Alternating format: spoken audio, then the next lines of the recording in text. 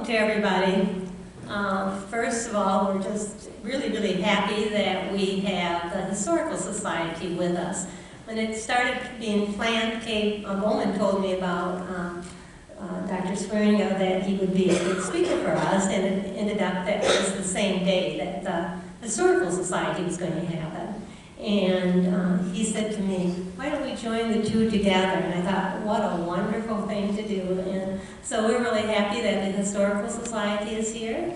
And we're happy that so many Joy Group is here. And I know a few other people have come. And we're just glad that you're here today. We noticed that Geschwin's here, and they have a huge part of the history of our church as well. So welcome to them, and welcome to everybody. We're just glad you're here. I think even a few of our staff members came in, and they want to hear this program also. So it should be really fun, and we're glad you're here. A couple announcements. We are going to have a Joy meeting on February 10. It's going to be a travel log, and it will be in the Family Life Center at 2 o'clock. And then I just want to acknowledge that our leader and our pastor of 17 years has passed away last week, Roger Kleinexel. And he was so important to the Joy Group. He led us for 17 years, and he was homebound since last spring. And so we have missed him, and we will continue to miss his leadership here at First Church. So I just wanted you to be aware of that and our loss, for sure. Before I introduce the speaker, I would like to have a short prayer. So if you would just bow your heads and pray with me. We give thanks, Lord, for all you have done for us. We thank you for your love, your grace, your compassion, and how you protect us. Thanks for the many blessings you give to us. We thank you for this church and the long history it has. And we thank you for our speaker, who's going to tell us stories of our past. We thank you for this community we live in and the heritage of our ancestors. We thank you for the gift of family and friends. We ask you to be with the Roger Kleinexel family. Give them peace and comfort during this time. May the memories of Roger and the testimonies he shared with us inspire us daily. Bless this time as we have shared together, and thanks again for all that you have done for us. Amen. So it is my privilege to introduce to you Dr. Swierenga. Do you go by Dr. Swierenga, or okay? We're just thrilled that he's here. In introducing him, I thought, what shall I say? I'll Google him and see what's in there. Well, I could speak for the next 3 hours, I think, and tell you his accomplishments, what he has all done. And so I just picked out some of the things that I thought were important, and maybe he can share more that he's done. So in the New Netherlands Institute Exploring American Dutch Heritage, I'm going to read a paragraph out of that for you. Robert Swierenga, probably more than anyone else up to the present time, has recorded the history of the 19th and 20th century experience of the Dutch Americans in the United States, but especially the history of the Americans in the Midwest. He has done this during his academic career, and to this day is still active. For these accomplishments, he certainly deserves to be listed among the prominent Dutch Americans. So then I kind of looked where he went to school, what he did, and there's so much of that you could pick from. So I'm just going to briefly go over schooling that he had and where he worked. He went to Calvin College after high school and got his BA there. Then he got his master's at the Northwestern University in Evanston, Illinois. I think he went to teach high school in Powell, Iowa after that, and he stayed there for 3 years and then got an assignment at Calvin College, which he accepted. In 1962, he went to the University of Iowa, and there he received his PhD in 1965. He went back to Calvin College, and he was a professor of history there.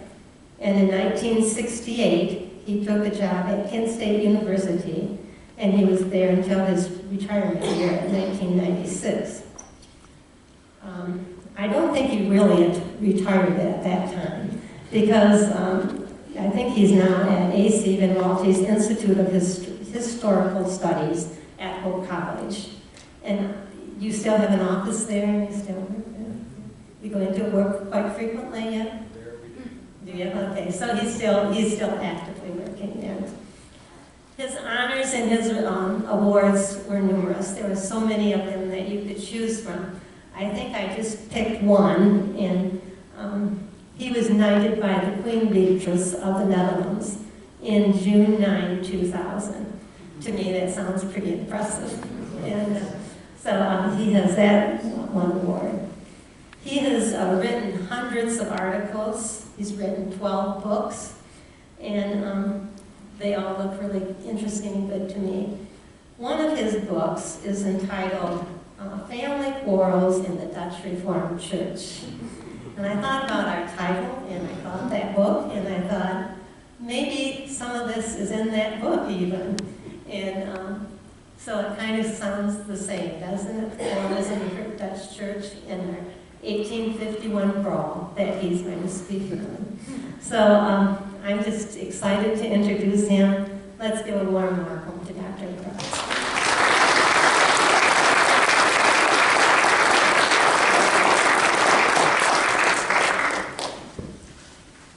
Thank you, Marcia. Appreciate your words. It's amazing to be here in the very site where that brawl took place. By the way, using the word brawl was a good idea. Look at all the people who came. Dutchmen are always curious about brawls. This one was not a church brawl like the Family Quarrels book. This was a political one. But anyway, it happened right here in the log church, which is still intact within the walls of this building. So 170 years ago this took place, and it's amazing how much we know about it. There was an eyewitness, Bertus van der Veen from Holland, who wrote several long paragraphs of what happened, and I'll read what he wrote as an eyewitness. And there was a school teacher, Aeneas Hildebrand, who made 2 watercolor sketches, and one shows the brawl, and I'll be putting that on the screen. I handed a sheet around, you might have seen it.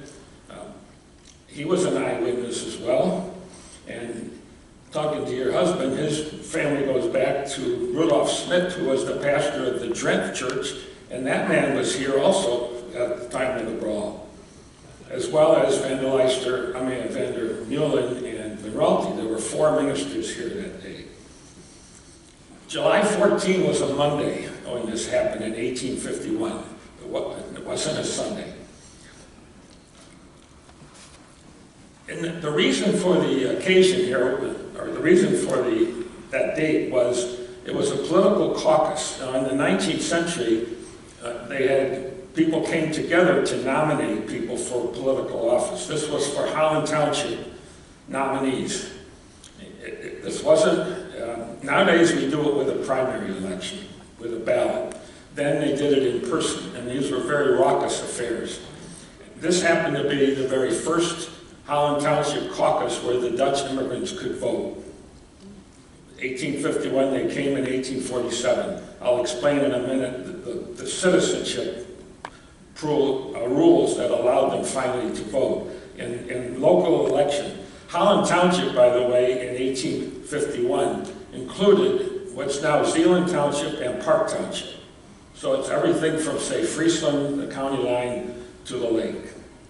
And both sides of Lake Mac up until Fillmore Township or Lake Town Township. So the Bentheim Church and the Overijssel Church was in Fillmore, wasn't in Holland, and the Graafschap Church was in Fillmore. So you had Fillmore and Lake Town were not part of this. This was Holland Township. The reason they came here to Zeeland was the church was the largest of all the buildings.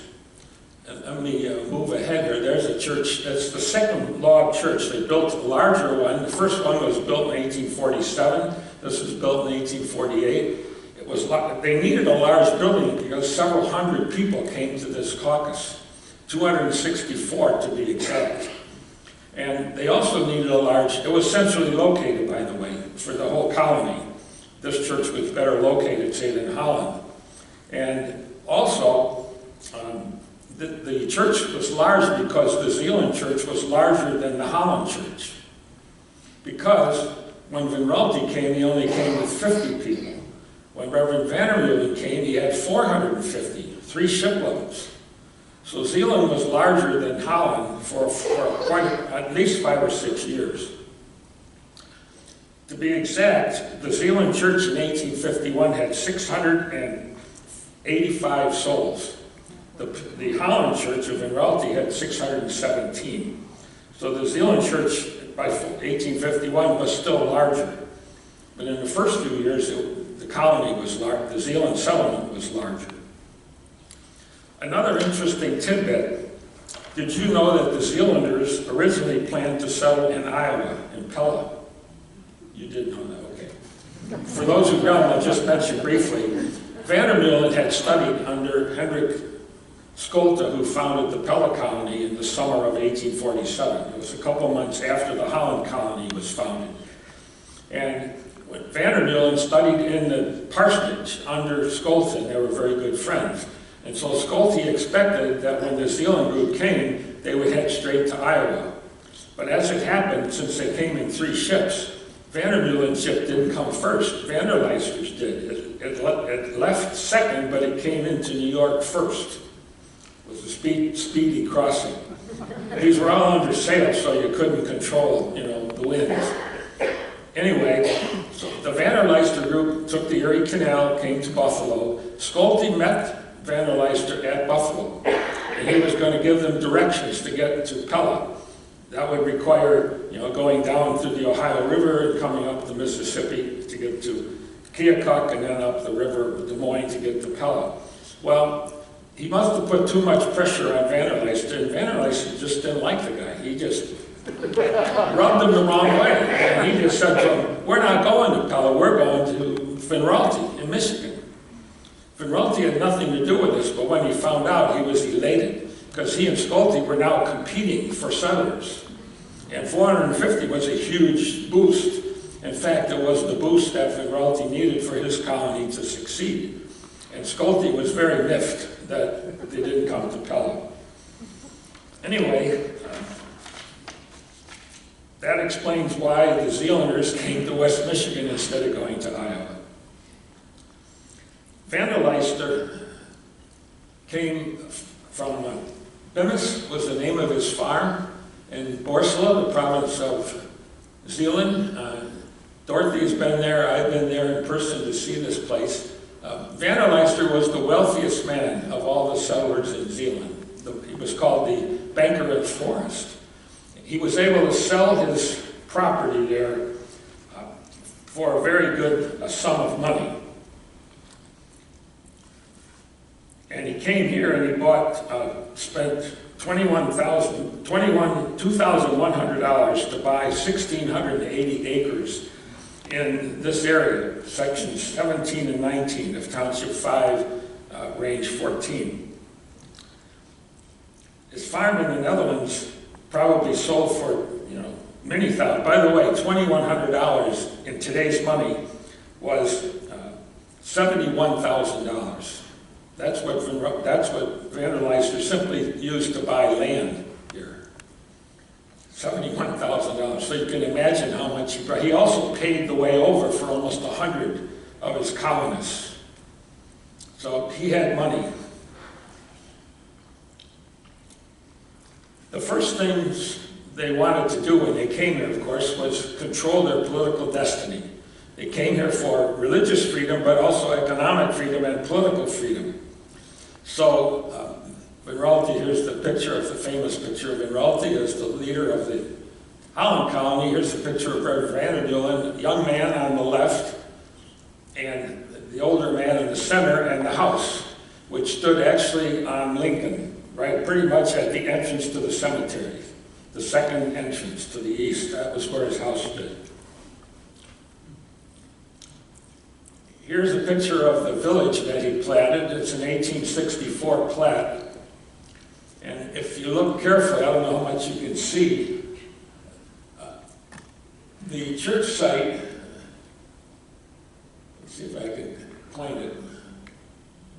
I'm not really seeing it. Anyway, at the center, you have West Street is on the left, and that's now State Street. East Street was on the right, that's now Central. Cross Street is now Church, and on the north is North Street. The south is South Street, that's now Lincoln. The North Street on the front, of course, is now Main. So all the names were changed, but that's the original plat. And on the right is the land deed that that's vandalized, got signed by President Polk. You can't really read it. But that was for this piece of land that included the city, the village of Zeeland. The first thing that Van Raalte did when he came into West Michigan, before he even took his family to Holland, he was living in Allegan, was to file first papers. If you wanted to become a citizen, the first step was to apply for first papers. And you could do that at any time as an immigrant under a 1795 U.S. statute, but you had to wait 2.5 years before you could actually vote in local elections like Holland Township.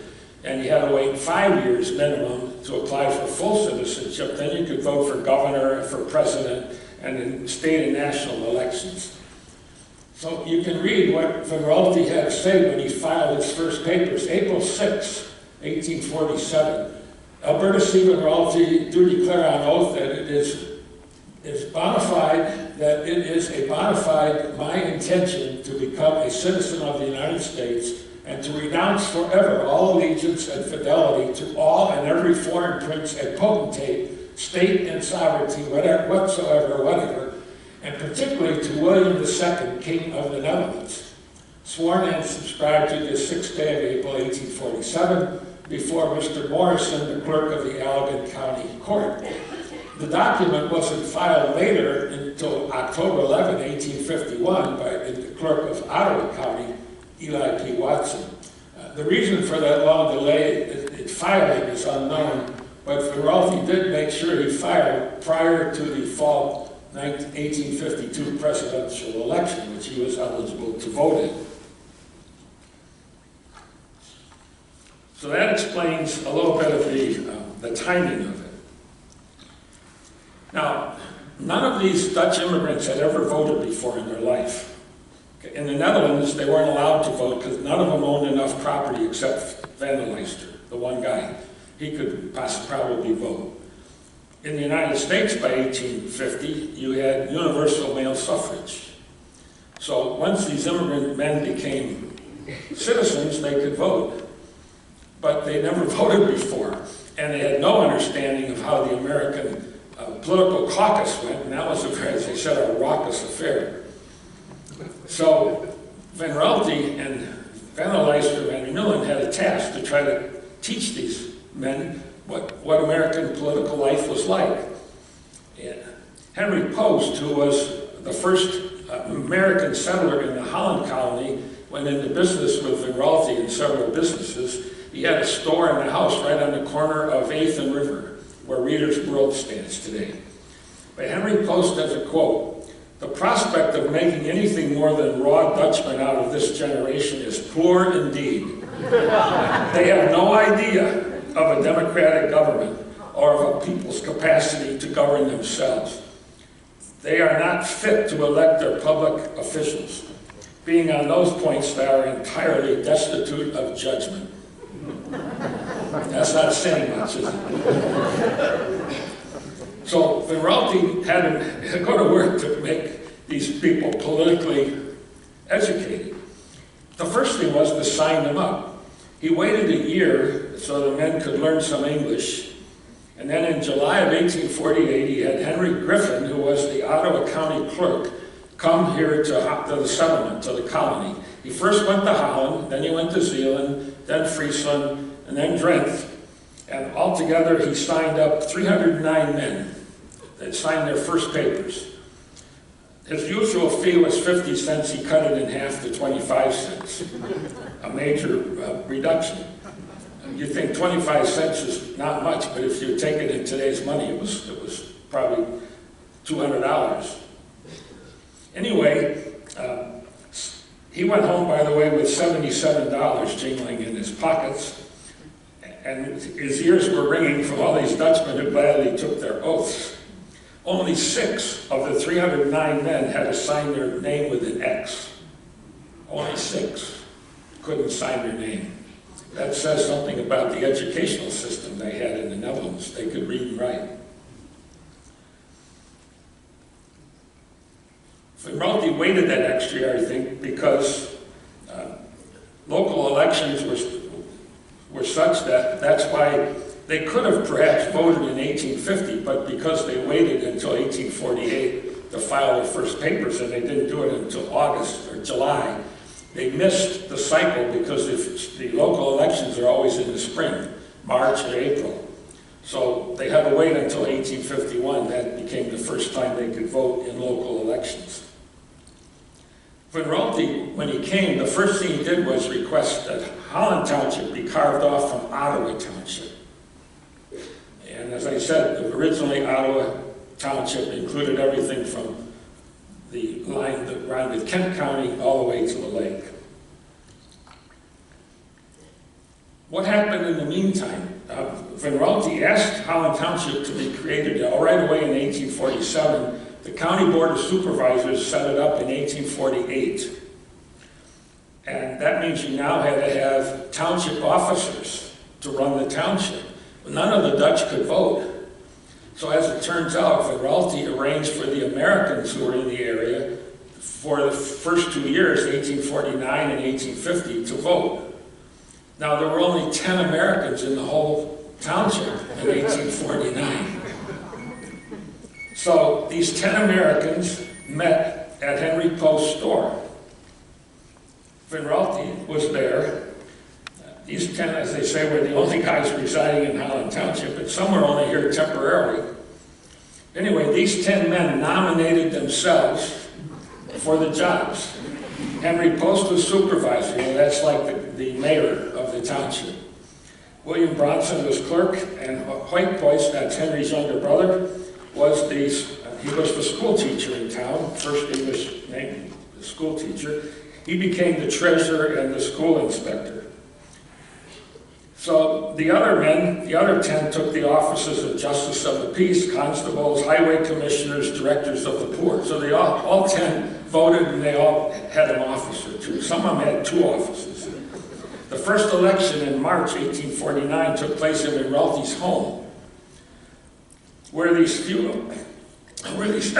guys, excuse me, I don't lecture enough these days.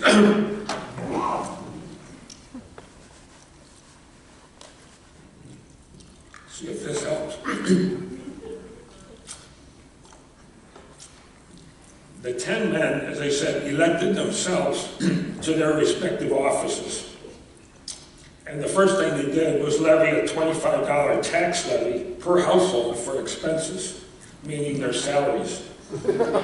And for some critical infrastructure. They needed to build bridges. You couldn't get out of Holland unless you could go a bridge across to get to Grand Haven, and a bridge across to get to Zeeland and Friesland, and another bridge at 16th Street to get to Drenthe and Overijssel. So the first thing these American guys did was build the River Avenue Bridge. Well, that didn't help the folks from Zeeland because they needed the bridge on Pawpaw. Anyway, the next year, only 3 guys showed up for the township caucus in the spring of 1850. Hoyt Post again was elected supervisor. He leaves a report, quote, had a town meeting, polled 3 votes. Henry Post, William Bronson, and myself voted ourselves into office, with hardly enough opposition to make it interesting. Our townsfolk Our townsmen took very little interest in town matters. He's talking about the Americans now. But 2 or 3 were there, and they were too busy quarreling among themselves to give attention to town matters. So this was what the few Americans were doing for 2 years. Under kind of the supervision of Admiralty, they said, look, we'll try to run the township as you would if you were able to do it with the Dutch. One of the most interesting aspects was sidelight. In the November 1850 general election, this is before any Dutch could vote, the Holland Township Board unanimously passed a proposition to, quote, grant equal suffrage to colored persons.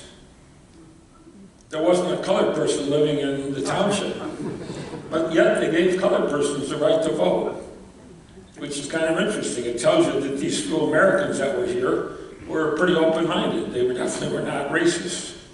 By the way, they were all Democrats. In the early days, the frontier was Democratic.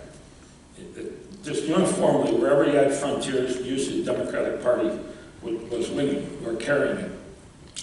All right, enough background. Let's get to the brawl.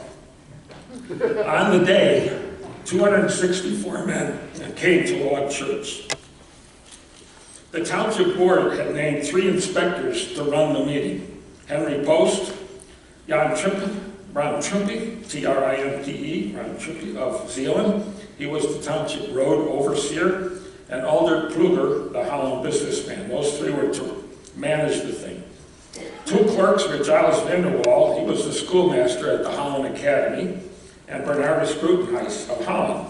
Grotenhuis was Van Ralte's right-hand man in the coming over from the Netherlands and in the settlement of Holland. Besides, you had Van Ralte and Vandermill, and Reverend Martin Ipma was here from the Friesland Church, and as I said, Roloff Smith from the Drent Church.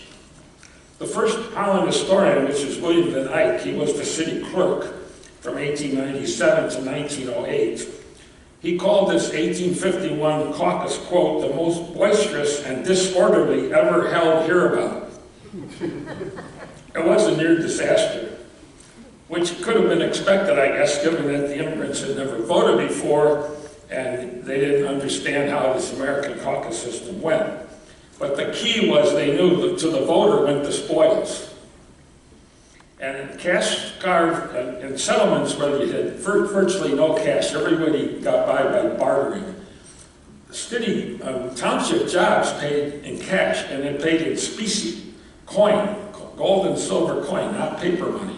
You got real money if you were a township supervisor or clerk or whatever. And you also got the power to decide where the tax revenue was going to go, for the schoolhouse, for the bridge, for the road, and so on. So they were fighting over what they thought was really important. Now, the folks from Friesland and Zeeland and Drenthe were frustrated from the outset that the Americans who were running Holland Township for these 2 years before the Dutch could vote, had favored building the Black River Bridge, but not the Pawpaw Bridge or the 16th Street Bridge. So now we got the eyewitness, Bertus van der Veen, gave a blow-by-blow account. Van der Veen was a hardware merchant in Holland who was a tinsmith, and he's the one who made the rooster that's atop the belfry of Pillar Church. It's still up there today. They took the original down just 2 or 3 years ago when they remodeled the church and put a new, newly made weather vane up there, and the original is down in there in the historical room because it's too valuable to leave up there. It had a couple bullet holes in the tail already from years ago, and it was good to take target practice at the rooster. By the way, it was a rooster because in the Netherlands, the rooster woke people up in the morning, but also, recalls the Apostle Peter when he said he would not deny Christ, but then he did, and then the rooster crowed. So, anyway, here's Van der Veen's account of what happened here. Early in the morning of the day of the caucus, Dominee Van Ralte, accompanied by such as had the right to vote, and also by some friends and boys, went to Zeeland, walking the entire distance, climbing over fallen trees, wading through water. They arrived in time for the meeting. Dominee van der Meulen was in the pulpit, acting as chairman. Soon there was great excitement, and Dominee van Raalte stood on the pews, appealing to the men, saying, "Broertje, broertje." It means brothers, brothers, but the TJE ending is diminutive, meaning little brothers, or, close brothers. The Zeelanders, supported by their friends from Statesland was the original name for West Drenthe, wanted all the offices to the exclusion of the men from Holland. This is Van der Veen saying it now. He, remember, was biased toward Holland. So he's saying the Zeelanders and the guys from Drenthe, they wanted all the offices to the exclusion of the ones from Holland. The Dominie's exhortations calmed the spirits just in time to prevent hard blows. After the caucus, we went home in a body. Some of the office seekers were angry and jealous. Peter Vandenberg said, "Holland is ignored." Others said, well, that old man Jan Holst from Statesland, Justice of the Peace. That man is such a rebellious character, he's more for war than peace. Holst happened to be the first settler in Zeeland Township in early June 1847, a native of Staphorst. If you've ever been to the Netherlands, you know Staphorst, the black stocking town, where the people to this day wear black when they come to church, and they no color whatsoever. Anyway, let me show you the sketch, the colored watercolor sketch by Aeneas Hildebrand. He was the first school teacher in Groningen, the old Groningen settlement where the cemetery is on 106th, between Pawpaw and Perry. That's where the original Groningen settlement was, and up on the hill, there's some houses there of Russ Bau's family. That's the original settlement of Groningen. And there was a schoolhouse there next to where the cemetery is today. Anyway, Hildebrand was a teacher there. His sketch, let me just point it out. On the left, lower left, are Jacobus Mulder and his son Johannes. There's right across the bottom, you really can't read it, they have names. These were farmers 2 miles south of Zeeland. And then going from left to right, you've got Hein Mings. He was a blacksmith from Holland. His both arms are raised high. Next to him is Sylvester Morris. He's got a mustache and a round derby hat. He was an American medical doctor in Holland. Then there's Herman Verbeek, a carpenter builder. And then Jan Trint of Zeeland. He's got a big smile. He's standing, I think, next to Morris. And then there's James Koning of Zeeland. He was an inner-city mail carrier. His right arm is raised up with his index finger. And his finger is raised over a man on the ground. You see there's a guy laying on the ground. Then there's Jan Roost. He was a Holland businessman and politician. He's got a light coat. And he's standing actually next to James Koning. And then there's Isaac Kapan. He's holding a stick in both hands ready to strike. Kapan was the first mayor of Holland later, and the Kapan House, is still there. He was the co-founder of the Kapan and Birch Tannery, which is on the site of the present-day Holland Civic Center. And then on the far left, with the right hand raised up in protest, is Cornelius Bloem of Zeeland, another mail carrier. He later became a county commissioner representing Zeeland Township on the Ottawa County Board, and he became one of the major Republican politicians in West Michigan. So on the way home, the Dutchmen from Holland complained that they were shortchanged, that the men from Zeeland and Drenthe snagged the best offices. Zeelander Robertus de Bruyn was treasurer. That was a choice post. It paid the most money. Jacob den Herder won one of the 4 constable positions, and Trippy was the road overseer. Those from Holland were Bernardus Grudenhuis, he was highway commissioner. Tunis Keppel, another Holland businessman, was director of the poor. Van Raalte was nominated for school inspector. Alder Pluger and Hendrik van Eyck were assessors. Van Eyck and Frederick Keefe as constables. So Holland men actually got most of the offices. Maybe Zeelanders got one of the best offices, the treasurer's post. But anyway, they debated who got the best end of the deal. The caucus aroused latent rivalries. This is an interesting aspect. The caucus really represented rivalries between the city people, called the Stadt, and the country people, which had Dorpen, the ones who lived in the villages. And this was a rivalry that went back to the old country. City people against rural people.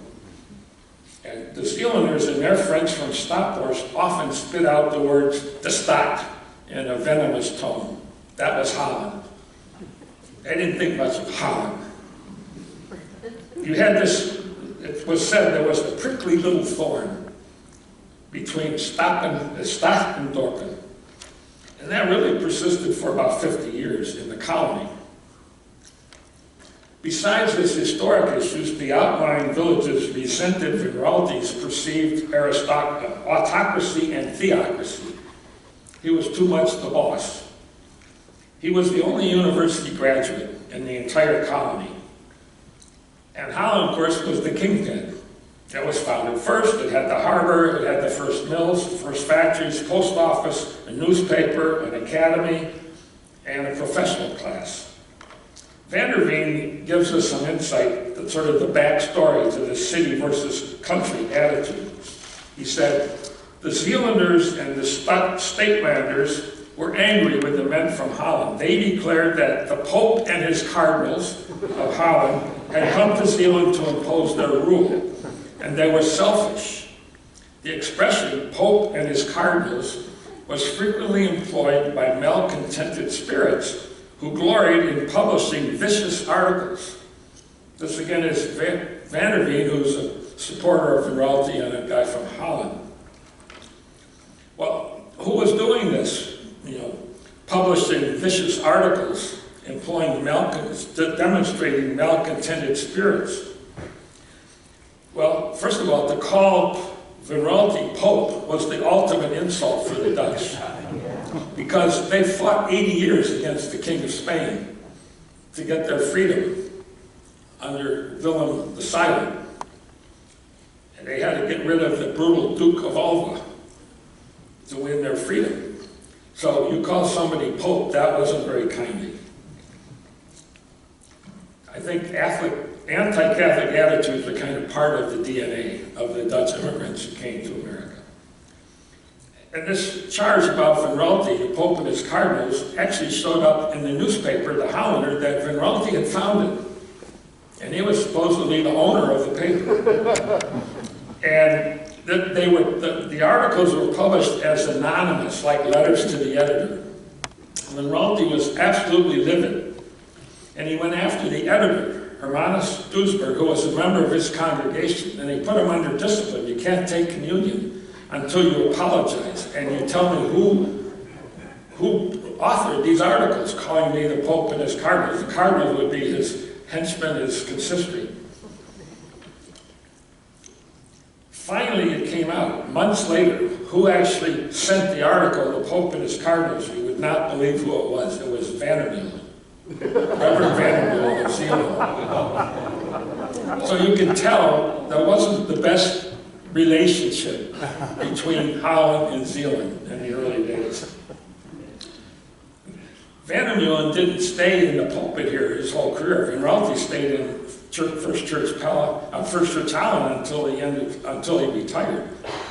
Van der Meulen left here in 1859, after only 8 years after this brawl, and went to the First Chicago Church for a few years, and then was at Second Grand Rapids, where he continued till his retirement. When he died, he was buried here, of course, in Zeeland Cemetery. All right, this was a caucus. Now you still have to have an election. So we've got one more slide from Hillebrand. And again, there's some words in there I'm going to just have to give you. But it shows on the left some guys dressed very nicely in black. Those are the Dutchmen. The guys on the right who look kind of scruffy, those are the Americans who are being kicked out of office. And it says at the top, time pass on the left, and on the right it says 1 year. And then over the heads of the Americans, it says the number of votes, 38, 62, 33, and over the supervisor, that's the one closest to that object in the middle, it says 76 and 2/3, which is really crazy. Anyway, over the Americans, there's all zeros, 4 zeros over their heads. And it says to the right, nothing for us, nothing to do for us, and so forth and so forth. So they got, quote, nary a vote. It actually turned out that Henry Post, well, a few more things on there. There's one guy carrying a bag over his shoulders, and it has $1,500 listed there. He was the outgoing treasurer. And then the guy has a pen, on the far right, has a quill pen in his ear. That's the clerk. He's got it between his glasses sticking out. On the left, you got the supervisor. Actually, he's the first one, the closest to that. I'm trying to figure out what that object is. It has on the left side a gold container, and on the right, a white towel. So the guys on the right are throwing in the towel because they're going out of office. The ones on the left have this gold. They're getting the money now. But the first guy actually is Henry Post, and the other three are Dutchmen. Peter Vandenberg was clerk, Henry Van Eyck, justice of the peace, Johannes van der Leijster Jr. as director of the poor. The reason that Henry Post was still elected, he's an American, was because the Dutchmen really weren't able at this point yet to run things. They didn't know enough about American law. Henry Post was a knowledgeable, he was a notary public, he had his way with people at the courthouse in Grand Haven. So it made sense to have him yet continue to run the show as the supervisor. There were two significant aspects, I think, to this event. One was, a long-standing kind of animosity between Van Raalte and Van der Meulen. It healed finally at the 25th anniversary in 1872, where they both participated. But the other thing was, the first thing that Van der Leijster did after this brawl was ask the Michigan legislature to set off Zeeland Township from Holland Township. And that was done within a matter of months. On June 1st, Henry Post presented the petition from the Ottawa County Board of Supervisors to the Michigan legislature to set off Zeeland. And the interesting thing is the first name that was proposed was Brothertown. How would you have liked that for the name of Zeeland, Brothertown? That motion was tabled for some reason. It was tabled. And when it came off the table, the next meeting, the name was changed to Zeeland Township. No more Brothertown. So Zeeland Township was created, and now you had, of course, now they could run their own show. Zeeland and Holland really had different interests at different locations. Holland was the leading farm market center, and with a port on Lake Michigan and an outlet, of course, on the Black River. Zeeland was surrounded by farms, by woods, and by swamplands. To the south was the swamp, the cedar swamp, this side of Paw Paw, that side, another swamp, and of course to the east, the Hudsonville swamp. But Zeeland had a couple of advantages. It was closer to Grand Rapids, and it had a road to Grand Rapids early on. You can see that this is an early township plat from 1864, and there's Zeeland, you see, is way on the left, right in the middle, so it's right on the edge of the township, up against now Holland Township. But from Zeeland, there's a diagonal road that runs straight up towards Georgetown and right to Hudsonville and to Jenison. Besides, from Zeeland, there was a State Street. The original was West Street. State Street went straight north, and it right up to the Grand River. It was fairly close to Eastmanville. And the Grand River was not only navigable between Grand Rapids and Grand Haven, but it also got a railroad in 1858, whereas Holland didn't get a railroad from Chicago until 1871. So Zeeland could go up to Eastonville and could get a train to Grand Rapids and could go all the way to the East Coast if they wanted, years, 12, 13 years earlier than Holland could. So Zeeland had some advantages in terms of its location. The last paragraph, last comment is about 1872, the 25th anniversary of the colony. Van Raalte wanted to have this a big joint, all the colonies around, you know, all the villages participate in Holland.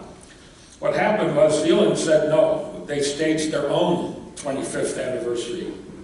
They did not participate in the Holland festivities. Again in 1897, which was the 50th anniversary, Zeeland again held their own celebration.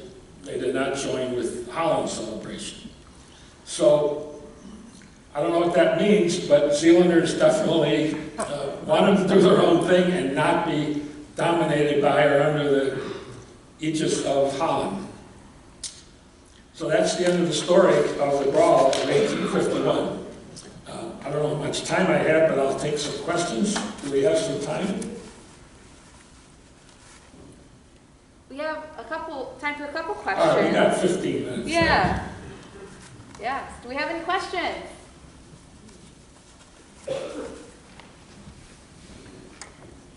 I think on the first photo of the church that you had up there, Yeah. it said second. Is that the second building? Was that the second? Yeah, it's the second building because the first one was too small. Let me back up here. There it is. In 1847, they built a smaller building, but it quickly was not big enough, so they had to build this bigger one. I think I even have the dimensions there often. They may even be on the wall here. I think it was something like 32 by 80. In any case, that's the building that the logs are still here in the wall. It's the second. Okay. That's the picture, actually. You know, they have a picture on the wall here of the first and the second. But the second one is the one where they came for the meeting, the political caucus.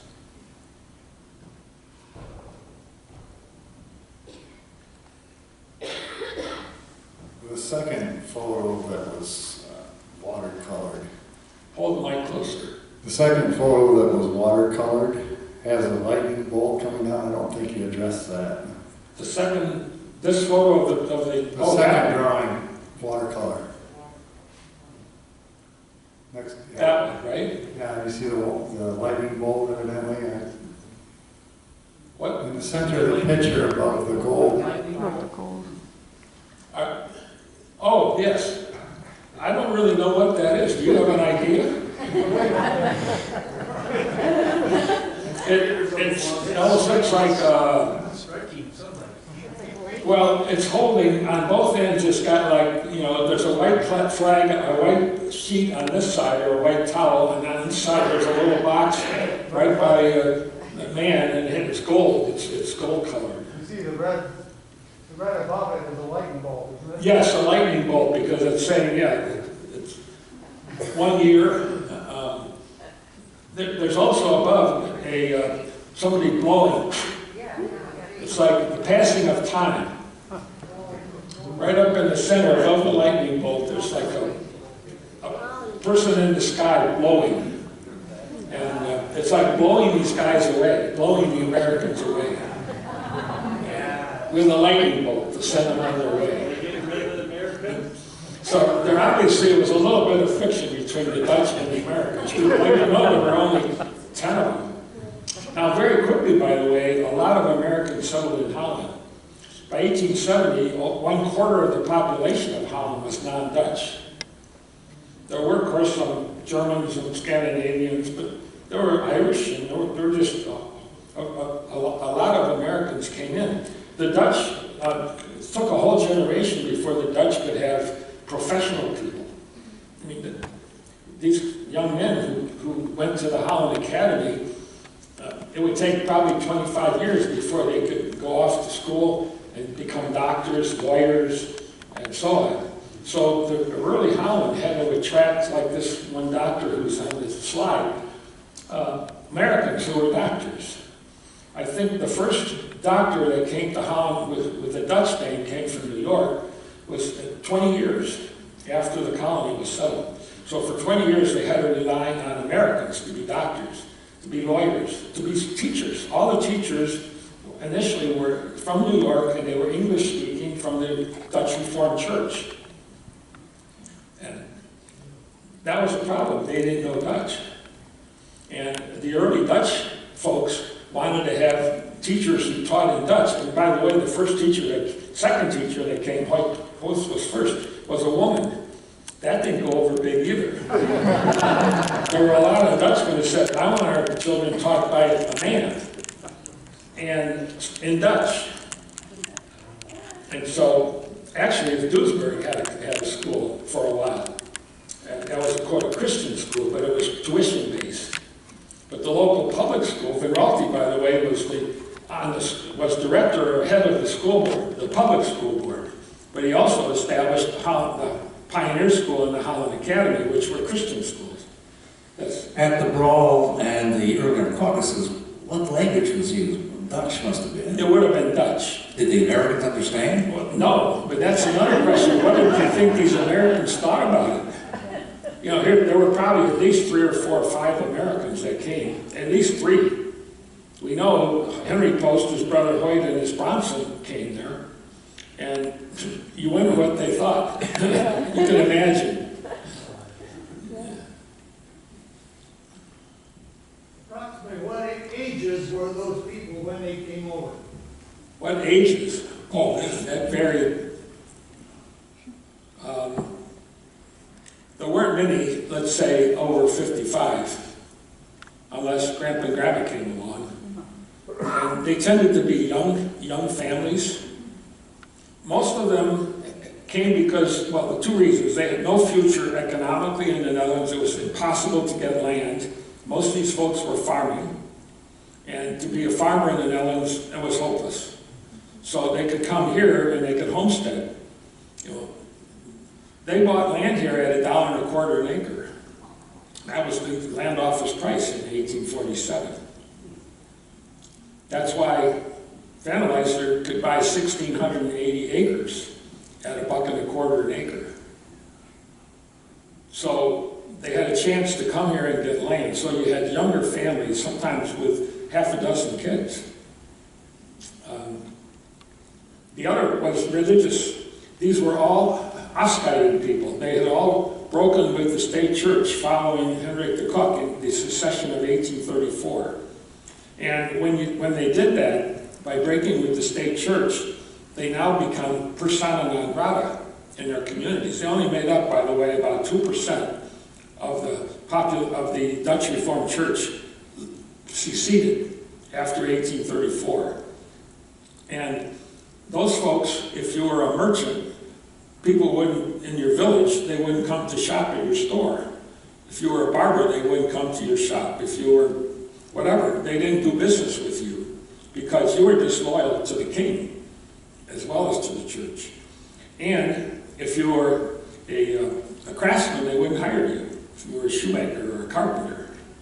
So that Van Raalte actually, when he was pastoring in the church in Ulmen, he set up several businesses. He set up a tile factory, a brickworks, and another factory just to employ Afscheiding men who were being boycotted or blacklisted and they couldn't work. So that's a factor in prompting the immigration. From 1846, when it really started coming, to 1850, over half of all the immigrants who came here to the Midwest were Afscheiding, were seceders. And yet they only made up 2% of the Dutch population. But yet they were the first wave that came to America. So every one of the colonies, South Holland, Illinois, Sheboygan, Wisconsin, you name it, here in Michigan, they were dominated by seceders initially. So the seceders put their stamp on every one of these colonies. And after 1850, more and more people came from the state church. But they would come here and then they would go to a church that was Dutch-speaking, but it was dominated initially by Afscheiding. So it tended to be very conservative. The ones who came here and didn't like that would often have to go to an American church. They would go to the Methodist church or a Presbyterian church if it was available. Now in Holland, they started the Methodist church already in 1861. And of course, Hope Church, 1862, was founded by teachers at the Holland Academy who all came from New York and didn't know Dutch. So they'd have a tough time worshiping in Van Raalte's First Reformed Church, where all the service was in Dutch until the 1920s. So they set up Hope Church to be the first English-speaking church. And Reverend Phelps, who was the first president of Hope College, was the founding pastor of Hope Church. And you probably had the same thing here with the founding of Second, but that didn't happen until the 20th century. You have a question? Yeah, another question. Van der Leister, it really took his money to make Zeeland happen, to get that number of people coming over from the Netherlands. What was the source of his money? What was the source of Van der Leister's money?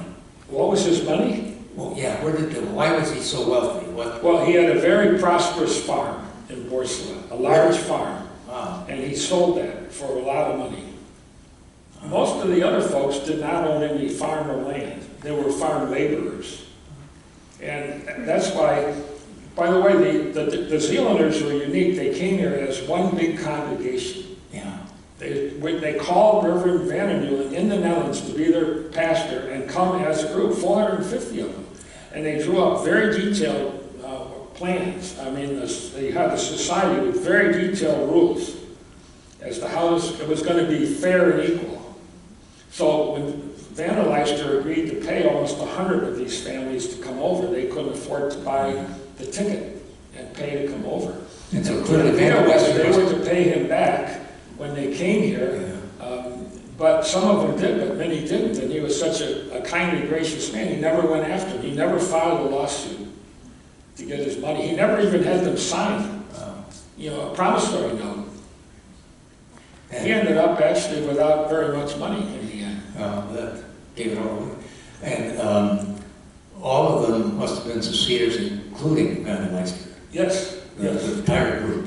Every one of them was a seceder. There wasn't one exception.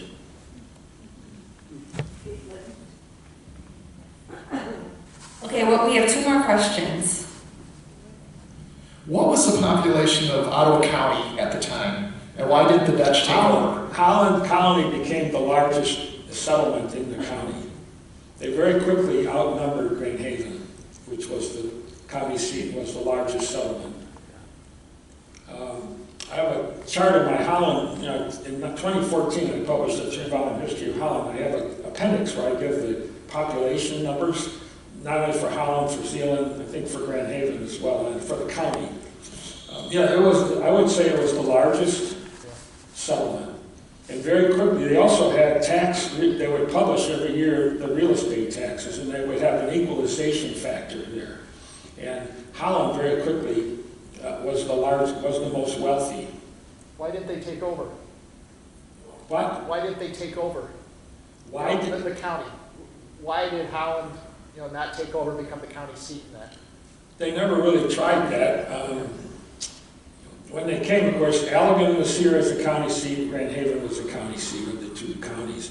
And they settled kind of right on the line between the two. There never was an attempt to say take over the county. I don't know why. Okay. They were satisfied, I guess, to prosper. They wanted to run their own show. If you attempt to take over the county, you got to deal with Americans. There were Americans in Wright Township and Olive Township and all the other townships. So I think they were content to be in their own Holland colony. And the Americans who came were settling mostly in Holland City, in the village. They were both villages, by the way. Holland didn't become a city until 1867. Zeeland didn't even become a village until 1875, and they didn't become a city until, was it 1901, I think? I forget the number. But it was fairly late. Sir, Van der Leister sold his farm for $25,000, which was a princely sum. He sold it for $25,000. Yes. the others. Yeah, Okay. which was. You multiply that, that means he was probably more than $500,000 for sure. Now, there's been some big changes at Bemis, the farm. I correspond with Yanni Quist, who owns it, and her sons farm it, and they grow potatoes.